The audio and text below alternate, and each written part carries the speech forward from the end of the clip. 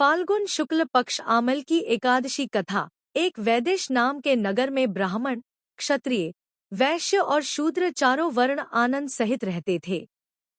उस नगर में सदैव वेद ध्वनि गूंजा करती थी तथा वहां दुराचारी तथा नास्तिक कोई नहीं था। उस नगर में चैत्ररथ नाम का चंद्रवंशी राजा राज्य करता था। वह अत्यंत विद्वान तथा धार्मिक प्रवृत्ति का था। वहां कोई भी व्यक्ति दरिद्र व लोभी नहीं था। सभी नगरवासी विष्णु भक्त थे और एकादशी का व्रत किया करते थे। एक समय फाल्गुन मास के शुक्ल पक्ष की आमल नामक एकादशी आई। उस दिन राजा, प्रजा तथा बालवृद्ध सबने हर्षपूर्वक उस एकादशी का व्रत किया। राजा अपनी प्रजा के साथ मंदिर में जाकर पूर्ण कुंभ स्थापित करके धूप, दीप, नैवेद्य, पंचरत्न आदि से धात्री का पूजन करने लगे और इस प्रकार स्तुति करने लगे, हे धात्री, तुम ब्रह्मस्वरूप हो, तुम ब्रह्मा जी द्वारा उत्पन्न हो और समस्त पापों को नष्ट करने वाले हो। तुमको नमस्कार है। अब तुम अर्घ्य स्वीकार करो। तुम श्री रामचंद्र जी द्वारा सम्मानित हो। मैं आपसे प्रार्थना करता हूँ, अतः आप मेरे समस्त पापों को हरण करें। उस मंदिर में सबने रात्रि को जागरण किया। रात के समय वहां एक बहेलिया आया जो अत्यंत पापी और दुराचारी था। भूख और प्यास से अत्यंत व्याकुल वह बहेलिया इस जागरण को देखने के लिए मंदिर के एक कोने में बैठ गया और विष्णु भगवान तथा एकादशी महात्म्य की कथा सुनने लगा। इस प्रकार अन्य मनुष्यों की भांति उसने भी सारी रात जागकर बिता दी। प्रातः काल होते ही सब लोग अपने अपने घर चले गए तो बहेलिया भी अपने घर चला गया।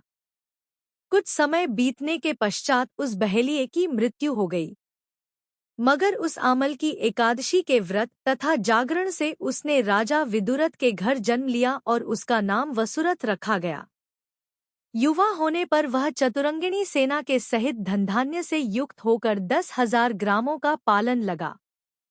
वह तेज में सूर्य के, कांति में चंद्रमा के, वीरता में भगवान स विष्णु के और क्षमा में पृथ्वी के समान था। वह अत्यंत धार्मिक, सत्यवादी, कर्मवीर एवं विष्णु भक्त था। एक दिन वह शिकार खेलने के लिए गया।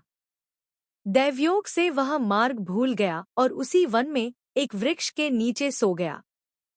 थोड़ी देर बाद पहाड़ी म्लेच्छ वहां पर आ गए और राजा को अकेला देख मारो मारो शब्द कहते हुए राजा पर टूट पड़े।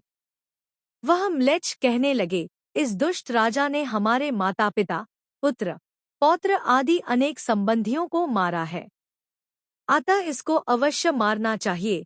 ऐसा कहकर वे म्लेच्छ उस राजा पर अनेक प्रकार के अस्त्र शस्त्र से प्रहार करने लगे। वे सब अस्त्र शस्त्र राजा के शरीर पर गिरते ही नष्ट हो जाते और उनका वार पुष्प के समान प्रतीत होता।